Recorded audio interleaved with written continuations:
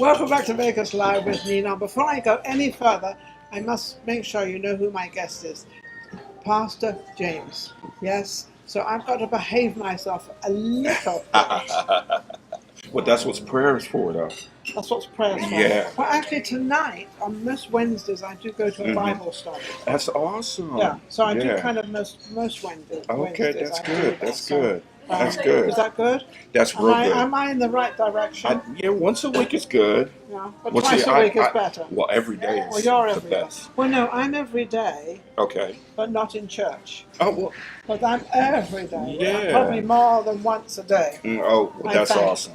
That's awesome. Is that good? That's excellent. But it comes kind of naturally because something's happened and I think, So you have a church. I have a church. Where's your church? The name of the church is House of Judah Church. House of Judah. And specifically, why I'm so pretty excited about is because we're opening up a recovery home, Judah Recovery. And what Judah Recovery is answering the issue with homelessness and with substance abuse. So we provide beds and we provide services for them so that they can rejuvenate, recover, and try to live a better life. Can they stay in as long as they like or as less as they like? Well, our program is 1 year, but if they need to go beyond that, we can do that. You can do that. Yeah. But if sometimes they only want to stay 2 or 3 nights, can they do that? We discourage that. Yeah. The reason I asked that is because I did a program in Los Angeles and it ended up with a lot of people, homeless people, and they had this mission. And a lot of the homeless people did not want to go into the mission. Yeah. And I think because they had the same sort of thing. They wanted to stay on the streets. Yes. So what is this problem about wanting? Is it the freedom or what is it? Well, I just think that with the difference in a lot of particular little programs that are out there is the quality of care. And see, what we do is not only provide them housing, but then we bring in the church, which shows them the unconditional love and really root for them. You see what I'm saying? You get to where they're at, sort of. So you do you kind of come interested in who they are? Interested as an individual, as a person. Not as a bunch of homeless people. Exactly. As a person. Yes. So you make them feel like that individual person. Yes. We do life with them. And see, the model that we have, the mission statement that we have is we help people live better. And they don't know how. They don't know how. Some people don't know how. And is that because of their mental capacity from coming from home, or is that also as well as taking drugs? It's a mixture of both. It's just really it's really just depending on what their experience was, what the situation is. But we meet them wherever they are, and then we encourage them. We give them services and things like that.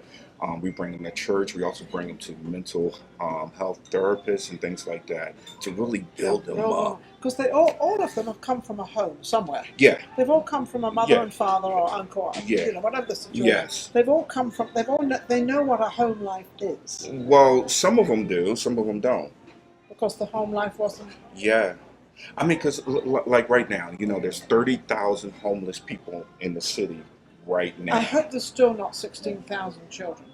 It's a lot of mothers, single moms, and children that's laying in the tunnels. They live in the tunnel. They really live in the tunnels. Yes. When you're driving over where these people are. So they don't know what a home life will be like. No. They don't understand. So when you talk about got you. So you've got the mother with the children. They don't even have a home. Yeah, they don't have. So they only know this. So when they grow up and become whatever age, which is probably leaving home now, is probably 13, 14 years old. Because of their lifestyle. Yes, so they just leave. It's very traumatic for them. Yeah, and so they're trying to figure it out from that age. Now, can you imagine trying to figure out from that age? Well, because they haven't. I don't know what they've got to figure out because they don't even know. They just know that other children, because they go to school. All these kids go to school still. Yeah, they try to go to school. And that's the reason why the kind of care is so important of what you get and what we do. Yeah. See, Judah Recovery, we really focus on So the Judah care. Recovery, do you take in mothers and kids? Our second home, we will be taking mothers and kids. Yes. So you don't at the moment? Not at the So moment. at the moment you're just taking in Singles. just singles at the moment? Yeah. Now, Men and women. Men and women. Now, I don't know why this is, but there's always seems to be more men than women. Typically, but in our changing a little bit. in our particular situation right now, we're about even. Same as men and women. Yeah, men and women, because this is it never was like that. Yeah, it's a human problem. This is a humanitarian crisis. But it was always men that were sort of out there. Yeah, now it's yeah, it's starting. Because I always have a bunch of quarters in my car, and if I stop at a light or wherever I see, I'm starting to see a lot of women. And I'm thinking, well, yeah, you should see this. Yeah, it's really getting bad out there. It's getting bad. Now, do you find a lot of it is drugs, that they've turned to drugs? A lot of it, well, homelessness and substance abuse go hand in hand. Yes. They really do. Do you see that becoming more prominent? Very prominent. Very. Now, actually, after the last 3 or 4 years, or 5 years, that we've been seeing these borders, we've seen a lot of these people coming in, and the drugs are coming in with them, and now it's all sort of coming out. Just last year, over 100,000 people died just from overdose. And Nevada. Did you hear that? 100,000 people died from overdose. Just overdose. In America. In America. And Nevada is 6th in America for drug use. I can understand a little bit because Nevada's a very different place. It's a very sort of open place. It's a place where, nothing happens, nothing is Vegas. A little bit sort of, men, I always say men first, because men can do anything they want, but then you get a lot of the women coming in, giving the men what they want. Yeah. So it's a men and women thing. It's not just, it's a human. It's definitely It's a human problem. I love how you say the human. Yeah. So human can mean anything, which I quite like that. Yeah. Sort of putting it all together. Which now, and I'm disappointed because of it always being more of a man's thing than a woman's thing. A woman is a very different character out there. Yeah. And women want to be like men now, and I don't know if that's working because I'm not going to go there. Put it that way. You probably don't want to go there either. No, let's not go there. It's just that you have to deal with this. So how many beds do you have in your home? Currently, we have 18 beds. 18 beds? Yeah. And where is this place situated? Well, it's in more of a suburban area. Okay, that's good. Yeah, very good. It's away from the strip, away from everything? Away from the urban settings. Yes, because normally they will have these type of homes inside of an urban setting, and then they will step right outside and see their drug pusher right up the street. Yeah. So now we take them away, bring them more on the outskirts of town, put them in a better house, give them a better quality of life, so that they can experience something different. Now, how long has this been open, or is it just open? We just opened this year. We're super excited about it. Okay, and how are you full? Yeah, we're already full, and we're slated for 4 houses this year. Wow. Yeah. Wow. So I'm just excited about what we're doing, and one of my passions is to really inspire other people to get involved in their community, because this helps us all. Could you be behind anybody else that would like to build one in their community? Of course. Okay, so anybody out there that financially has the money to put into this, and it only has to be, I'm going to say 20 beds, so it only has to be 20 beds, and obviously with a church maybe involved, because would be nice, but they could sort of, come and get involved with your company, and they can do that? Oh yes, what they can do is get in contact with me. They can reach me on Facebook Pastor at James Mitchell, or they can go on my website at judahlv.church and just message me, and then we can connect, and we can really figure some things out together. So then you've got this, and it can be any part of town, but that doesn't really matter. We've all got cell phones, we've all got phones, we've all got things to communicate with now, so it doesn't really matter where anything is.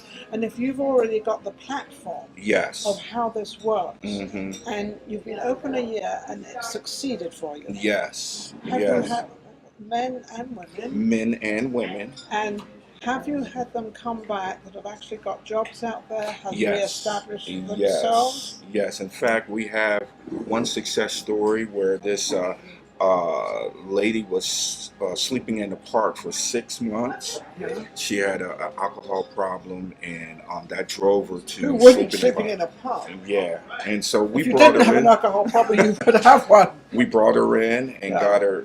got her a safe place where she a warm, comfortable bed, and she's right now. She was able to reestablish with her family and get income from Social Security because she worked all her life. And She so just we, fell through the yeah, cracks. she just fell through the cracks.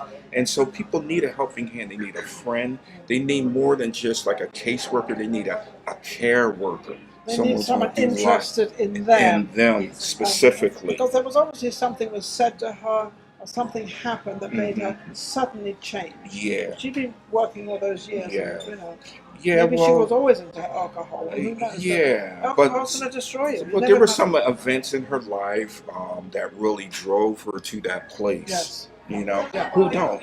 We all have that. We all go through some I situations. did yesterday. Yeah. I'll be honest. I went through something yesterday. Believe me, I needed you by my side. Believe me, I'm gonna.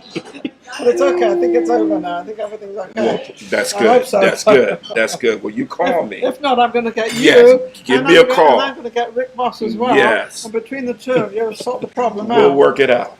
Yeah. We will. Yes. Absolutely. Yes. So, your next idea, what you've got coming up, or Well, the next project that we have is an all-women's house. all women? Yeah. Okay. So that we can specifically target domestic violence. Yes. And really help them from. And we have a really good all-ladies team that's going to be able to minister to them and care for them and really make them live a better life. Absolutely. So I'm super excited about that. Long term, we're going to be opening up a community center at the heart, right on Boulder Highway in Eastern next year, and so that we can be right there in the trenches. Now, you've got people behind you that are Yeah, helping you with yeah, this. we have donors and manufacturers, and we have the church that's behind, but it's all privately funded at the moment. At the moment, it's privately funded, which is pretty cool because that means you can do what you want. Because sometimes when you get government funding,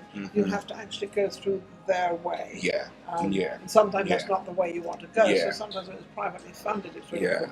It's yeah, really wonderful. yeah. That's absolutely amazing. An amazing story because Vegas really, really needs this a lot. And I gravitate to the children because I had a teenage show for 16 years. Voices of Tomorrow. That's awesome. And I interviewed children, the teenagers of their life. I don't know how many teenagers I saved or helped. I don't know, and I hope I did.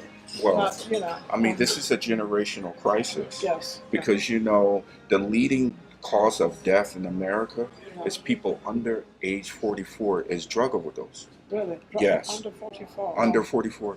And you know what I breaks could say I was under 44. you know what breaks my heart down? No, what? The youngest child that died in Clark County was only 2 hours old. His name was Michael. He died in 2020. He was only 2 hours old. They found meth in his system, and when the autopsy. Well, that's a good message to put out there. So it's a generational crisis. And I don't think it's only not taking drugs while you're pregnant, but also if you plan to have a family, is not to take drugs. I'm thinking at least 2 years before you have a child. At least, but you don't take drugs at all. Yeah, let's not take drugs at all. But if you do take drugs and you want a family, I think I think it would take 2 years for the blood system to change. You know, for a recovering addict to really get their life back on track, it's 3 to 5 years. 3 to 5 years. Yeah. But I'm thinking if you have a child, your blood, it's going to go to that child. So that's what I'm saying. Because that child died 2 hours because that child was taking in whatever the mother was taking. Yes, and see, and the mother was homeless. She was living in the desert, so she couldn't receive the medical help for herself or the child. And so we really have to, as a community, rise up and really. What are we? What are we anyway? It's not money. Believe me, I've had it and not had it. Believe me, it's nothing to do with money. It's to do with how you put helping each other. Helping each other. How you can give something back to somebody else and they do something. Yes. You know, I think that's the whole thing. How can they get hold of you again? Well, if you want to get more information about what we're doing, go to my website. That's judalv.church. or you can message me on Facebook, James Mitchell, or on Instagram, The People Pastor. And we can connect, and we can take it from there. Absolutely amazing. Thank you so much, Thank you James. so much for having me. So see what we can do and how we can help everybody Yes, out there, awesome. especially in the situation they're in, especially the heat. You know, Yeah. 120 is a little bit hot to be out there. So let's have compassion and let's help or whatever. But even if we can give them some water or do something, Yes. whatever it may be, the smallest thing can be the biggest thing for them. Amen. Absolutely. Thank you very much for watching Vegas Live with Ninon. We will be right back with our next guest. Take care. Bye-bye.